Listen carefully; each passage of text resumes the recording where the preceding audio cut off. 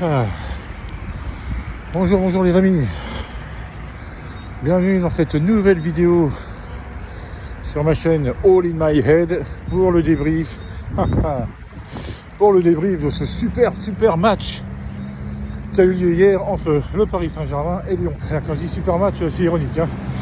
Parce que bon, on a eu un week-end un peu merdique.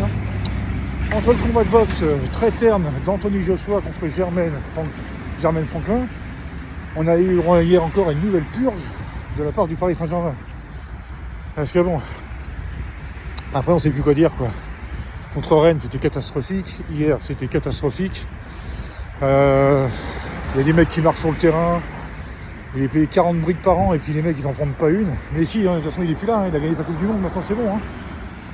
Il a peut-être déjà la tête à Barcelone pour un retour, j'en sais rien, ça cause de plus en plus. De toute façon s'il veut se casser, c'est pas moi qui le retiendrai. Pas le Messi comme ça. Alors il va planter 3 buts avec l'Argentine contre une équipe où je sais même pas, moi je sais même pas d'où elle est.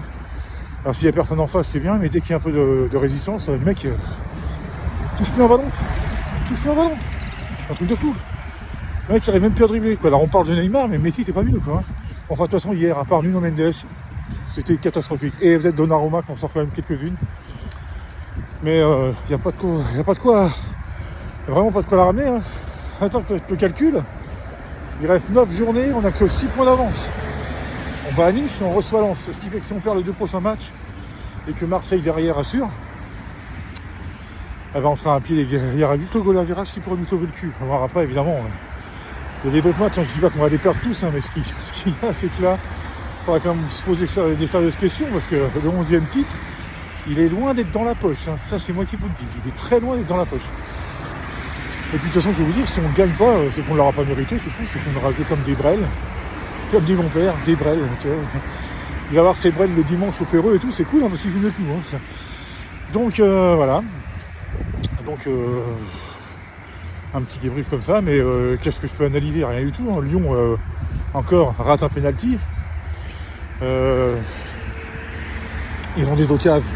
Heureusement qu'ils ne sont pas plus réalistes que ça et qu'ils les mettent pas au fond, parce que sinon ça peut être plus lourd. Alors évidemment, parlant de penalty, je sais pas comment la règle elle change tout le temps, je sais pas. Mais là il y a main, en plus elle est décollée du corps.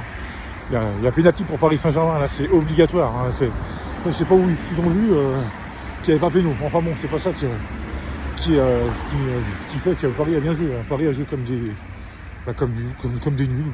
Vraiment, moi je me suis fait chier à regarder le match. Je me suis dit bon, c'est Paris quand même. Déjà, bon voilà, je suis fan d'Mbappé et tout ça. Enfin bon, je les aime bien ces joueurs-là. Mais c'est encore une pure, je me suis fait chier. Verratti n'en touche plus une. La défense, c'est loin d'être la sécurité sociale. Je le dis, la défense, c'est loin d'être la sécurité sociale. Heureusement qu'il y avait le petit Nuno Mendes qui lui... le pauvre, lui tout seul. Qu'est-ce que vous voulez qu'il fasse? Il ne peut rien faire, il ne peut pas faire de miracle. Donc ça devient compliqué cette histoire. Pas de Coupe de France. Ligue des Champions comme d'habitude, on se fait sortir. Et on a pris un abonnement au 8e de finale. Si ça continue comme ça, il y a une année on ne sortira même pas des poules. Et si on joue comme ça, c'est hors de question. Ça tiendrait même plus que du miracle si jamais on allait loin en Ligue des Champions. Si on ne change rien, mais comme tous les ans, ils disent qu'il va y avoir une révolution et puis il n'y a rien qui change. Au contraire, c'est même pire. Donc je vais vous dire, je sais pas. Là, le prochain match contre Nice, à Nice, surtout que ce sont une bonne dynamique. Moi, je le sens pas très bien. Je sens comme ça. Maintenant, il n'y a aucun match que je sens bien maintenant. Vu comment ils jouent. Alors, on a même l'impression qu'ils s'en battent les couilles, les mecs. Ils s'en foutent complètement. Quoi. Ils doivent se dire vivement la fin de l'année, on part en vacances, et puis après il va y avoir la période des transferts et tout ça, du mercato, mais c'est un truc de fou. Ok, mec, si vous avez plus envie de jouer, dites-le, restez chez vous, mais alors changez de club ou tirez-vous. Quoi. Et moi, je crois que c'est la pire saison du PSG sous l'ère Qatari, parce que là c'est vraiment pitoyable. Galtier, j'ai rien contre toi, franchement j'ai rien contre toi. C'est un super entraîneur, mais pour équipe comme Nice, Lille, tout ça, là le costume il est beaucoup trop grand pour toi. Et peut-être que tu es encore un entraîneur en plus, ou qu'on ne teste pas bosser à ta manière, peut-être.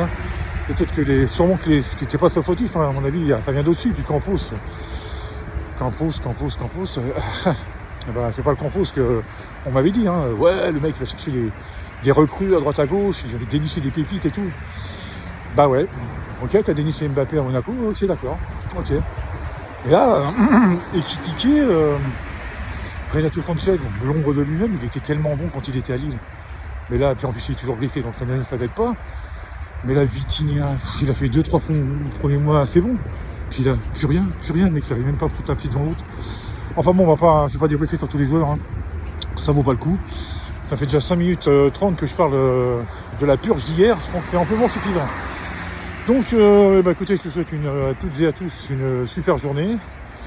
Hein, remettez-vous bien de cette défaite, cette nouvelle défaite. En plus au parc, hein, ça fait 2 fois de suite, ça fait des ordres. Voilà, et je vous dis à très bientôt pour une nouvelle vidéo. Une petite parenthèse parce que je parle pas que de foot sur cette chaîne. Hein.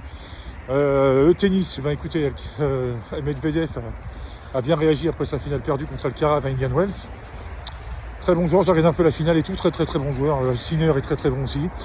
C'est une très belle finale, mais je ferai plus de débrief sur le tennis quand il y aura les grands chelems et tout ça, parce que là, j'avoue que là, il n'y a plus Federer. Nadal et Djokovic étaient absents, j'ai un peu du mal, alors que la nouvelle génération cartonne. Hein. La nouvelle génération cartonne avec la Alcaraz, Sinner, il y avait Panik Kyrgios aussi, c'est mon petit protégé maintenant aussi.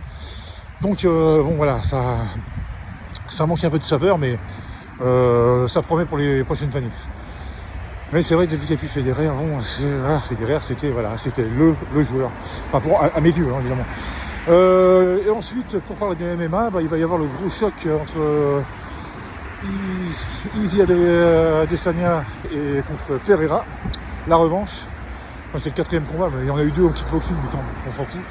Enfin, on s'en fout pas, mais surtout revanche du combat du mois de novembre dernier. Et là, je vais faire une super vidéo dessus parce que c'est un combat que j'attends avec impatience.